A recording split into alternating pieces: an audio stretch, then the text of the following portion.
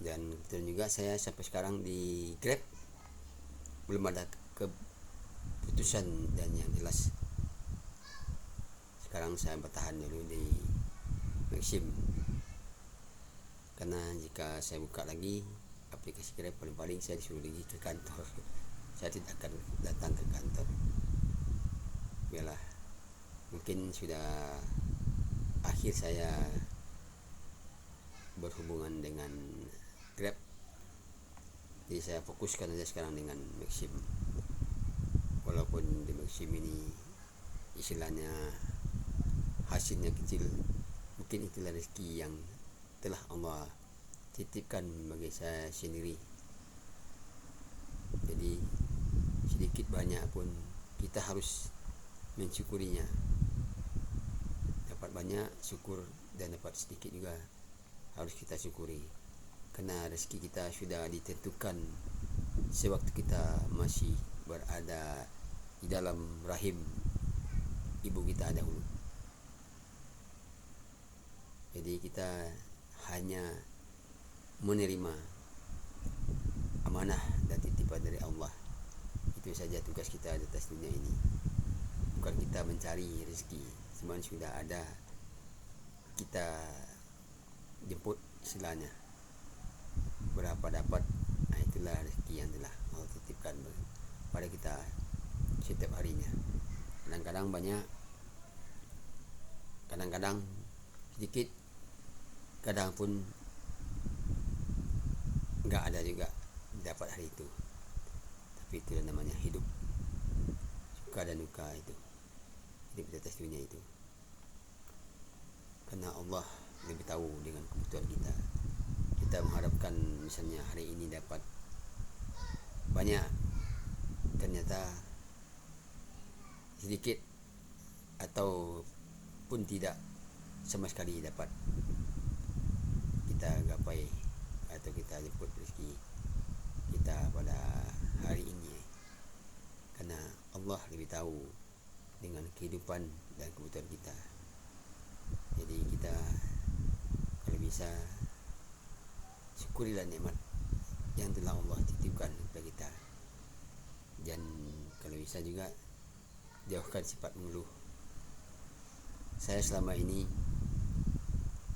mengeluh, dapat sedikit ngeluh, dapat agak banyak mengeluh, kalau dapat banyak enggak mengeluh. Itulah sifat manusia kan. Tapi saya insyaallah berusaha tidak akan mengeluh, walaupun dapat sedikit dan enggak dapat pun saya tetap husnuzon pada Allah. Karena kita selama ini yang tahu hanyalah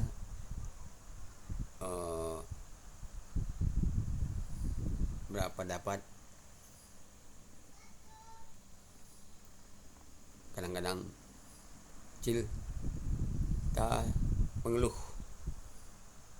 kalau banyak kita ketawa, apalagi tidak pernah dapat.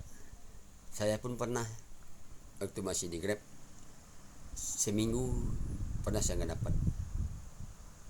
Tapi karena saya alhamdulillah sudah paham dengan rezeki, ya saya tidak mengeluh.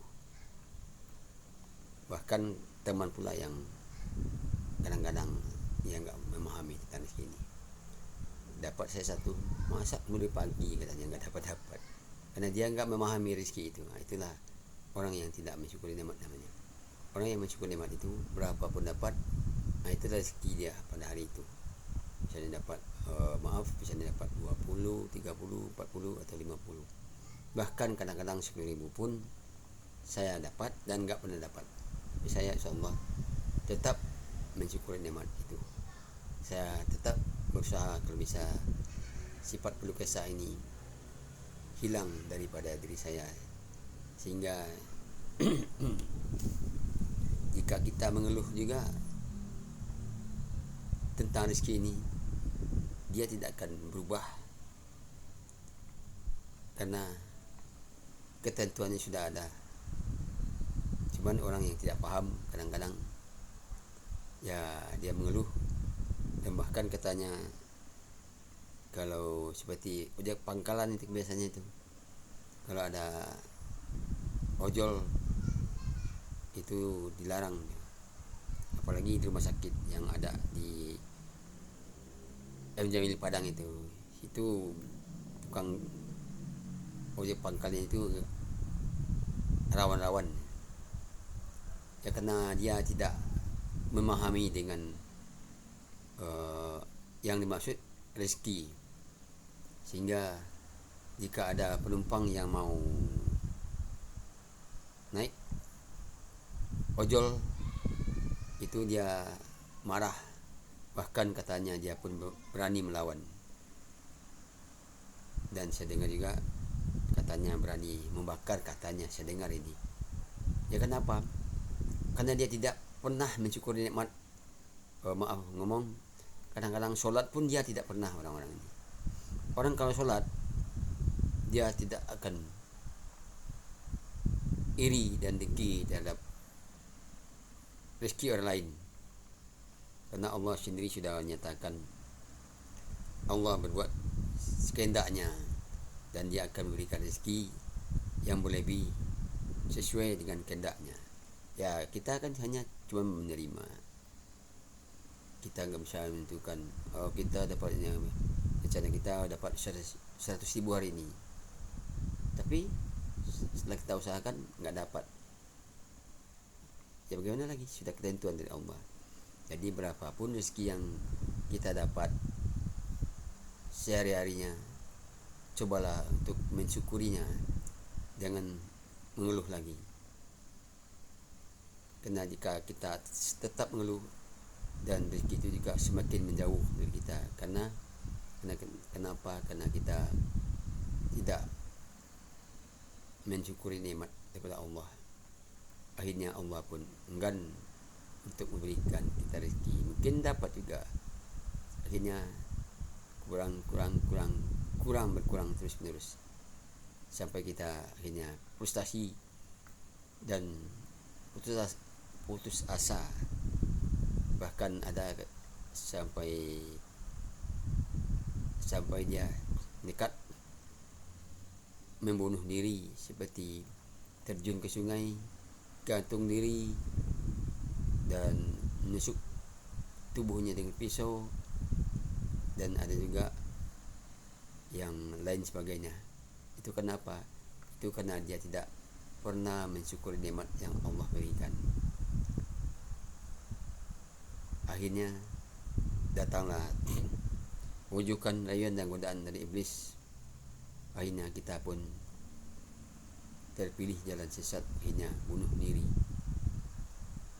Dan setelah itu barulah kita menyesal setelah kembali kepada Allah. Karena bunuh diri ini sangat-sangat dilarang oleh Allah. Itu tandanya kita tidak bersyukur dengan kelahiran yang telah Allah ciptakan terhadap kita selama di atas dunia ini. Baik kita menerima dan syukuri aja berapa dapat. Insya Allah apabila kita sering bersyukur, dan yang terpenting adalah usahakan kita bersedekah setiap hari. Kalau nggak bisa berinfak, sedekah di 1.000 atau 500 itu rutin setiap hari, karena itulah nanti yang akan menemani kita setelah kita kembali kepada Allah. Berapa kita infakkan dan sedekahkan, itu adalah modal kita nanti setelah kita kembali kepada Allah, dan di alam barzah itulah yang akan datang menghampiri kita dan menolong kita terlepas dari siksa daripada malaikat mungkar dan nakir. Apalagi kita jika sering bersedekah itu. Kita bersedekah itu memang uang kita berkurang, tetapi nilainya berkurang. Tetapi di mata Allah itu sangat mulia, karena kita sering bersedekah walaupun 500 atau 1000, tapi cobalah kita usahakan setiap hari.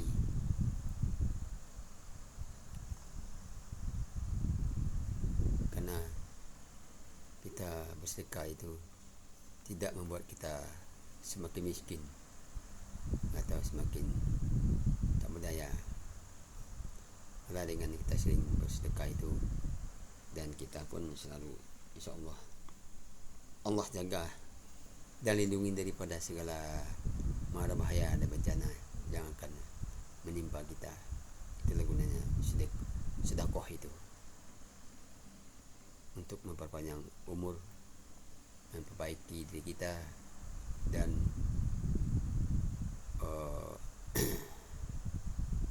menghindari daripada kejahatan serta mara bahaya yang akan menimpa diri kita. Itu sedikit live saya ini. Terima kasih banyak. Selamat sore.